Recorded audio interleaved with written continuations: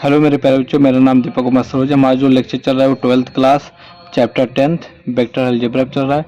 इस लेक्चर में हम देखेंगे इक्वल वेक्टर पे क्या होता है और उस पर क्वेश्चन एक सॉल्व करेंगे, और यूनिट वेक्टर क्या होता है उस पर एक क्वेश्चन सॉल्व करेंगे। ठीक है, तो स्टार्ट करते हैं। इक्वल वेक्टर, इक्वल वेक्टर का मतलब होता है कि ऐसा वेक्टर जिसके पास मैग्नीट्यूड क्या हो, सेम हो और सेम डायरेक्शन में हो। सपोज करो अपना एक वेक्टर है ए, वो इस वेक्टर में इस डायरेक्शन में जा रहा है ए वेक्टर, और बी वेक्टर है जो कि इस डायरेक्शन में जा रहा है। ठीक है, तो इस ये वेक्टर दोनों इक्वल वेक्टर कहलाएंगे अगर इन दोनों का मैग्नीट्यूड क्या है, सेम है। मतलब इनका कैलकुलेशन जो करने पे आएगा वो अगर सेम है और इसका डायरेक्शन भी सेम है, मैग्नीट्यूड भी सेम है, तो ये क्या इक्वल वेक्टर कहलाएगा। तो इस पे क्वेश्चन हम कैसे सॉल्व करते हैं कि जैसे कि ये हमारा है question, find the value of x y z की वैल्यू निकालना है, जिसमें वेक्टर आपको ए वेक्टर दिया है इतना, बी वेक्टर दिया है इतना, और ये बोल दिया कि ये क्या है, इक्वल वेक्टर है। अगर इक्वल वेक्टर है तो this vector equal to this vector होगा। इसका मतलब इसका मैग्नीट्यूड भी इक्वल है और वेक्टर भी इक्वल है। तो इसको सॉल्व कैसे करेंगे।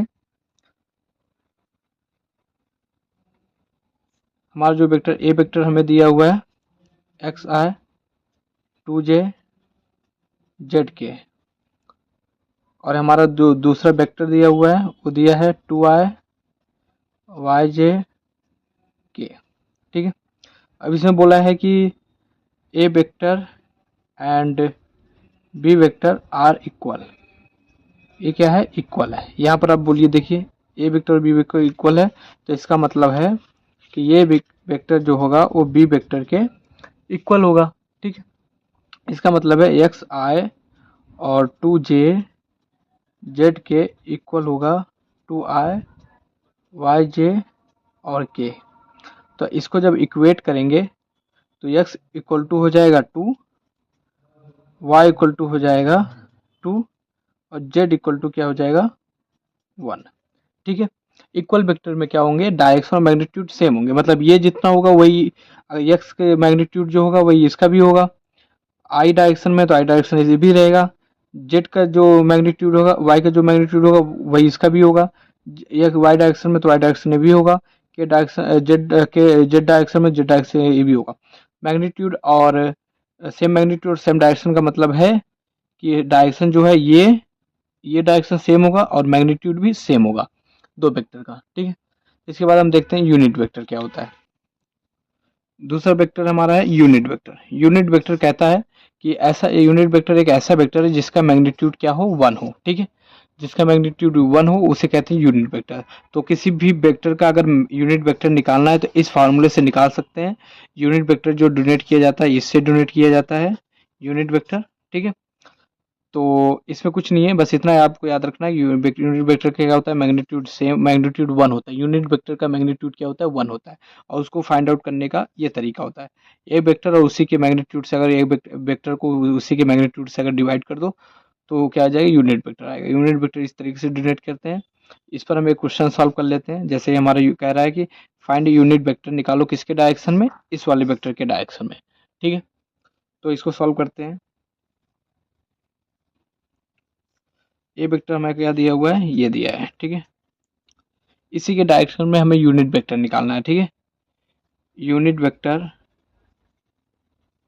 In the direction of i and 2j, इसके डायरेक्शन में। तो इसका फार्मूला क्या होगा, unit vector A vector upon में मॉड। ठीक है, इसे बोलते हैं मैग्नीट्यूड। किसी भी वेक्टर का मैग्नीट्यूड निकालना है इसको बोलते हैं मैग्नीट्यूड। तो किसी भी वेक्टर का अगर मैग्नीट्यूड निकालना है तो उसका तरीका है x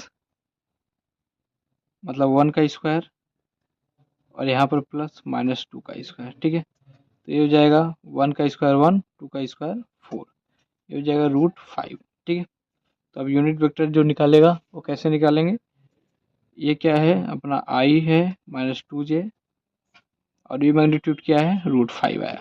ठीक है, तो इसको अलग से लिख सकते हैं 1/, यहाँ 2/√5j। ठीक है, ये अपना क्या है, यूनिट वेक्टर है। ठीक है, तो हमने कैसे सॉल्व किया एक बार देख लेते हैं। ये हमारा दिया था वेक्टर, हमें इसी के डायरेक्शन में यूनिट वेक्टर निकालना। तो यूनिट वेक्टर निकालने का फार्मूला ये होता है, ये अपना पूरा यही वेक्टर होगा और ये होगा इसका मैग्नीट्यूड। मैग्नीट्यूड निकालने का तरीका है x square y square z square. ठीक है, एक्स स्क्वायर आपका इसका मैग्नीट्यूड होगा, वाई स्क्वायर मतलब इसका मैग्नीट्यूड जे का, और के का जेड स्क्वायर। ठीक है, तो यहाँ पर के था नहीं, तो यहाँ पर आई का क्या है 1 है, तो 1 का स्क्वायर कर दिया हमने, और y क्या है -2, तो -2 का स्क्वायर कर दिया, जेड है ही नहीं तो उसको लिया ही नहीं, तो 1 का स्क्वायर क्या 1 होगा, -2 का स्क्वायर 4 होता है, तो 1 + 4 = 5। तो ये मैग्नीट्यूड अपना जो आया है वो कितना आया √5। तो अपना जो फार्मूला ये होता है, ये वेक्टर इसके जगह हमने ये रख दिया, √5 की जगह ये रख दिया, इसको सेपरेट कर दिया, तो ये अपना क्या यूनिट वेक्टर आ गया। ठीक है, तो आई होप आपको ये समझ में आया हो कि यूनिट वेक्टर क्या होता है, इक्वल वेक्टर क्या होता है, उस पर बेस क्वेश्चन वो हमने सॉल्व किया। ठीक है, नेक्स्ट लेक्चर में हम नए टॉपिक्स पे क्वेश्चन सॉल्व करेंगे। Thank you.